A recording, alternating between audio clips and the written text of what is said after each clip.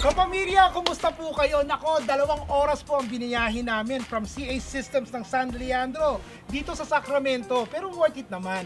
Magluluto po ako dito sa Healthy Cooking Solutions. Mga kaibigan po ito ng CA Systems ng San Leandro.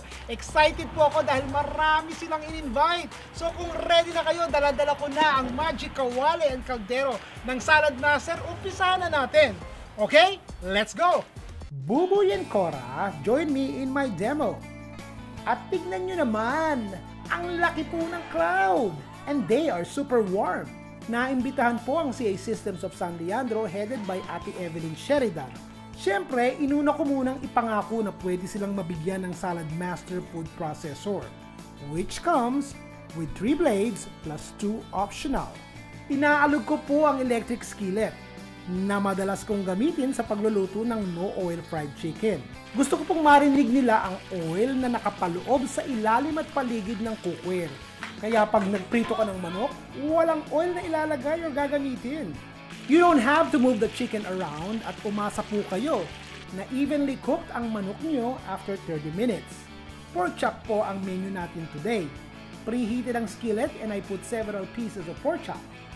Dinagdagan ko ng Worcestershire, soy sauce, ground pepper, garlic, onion.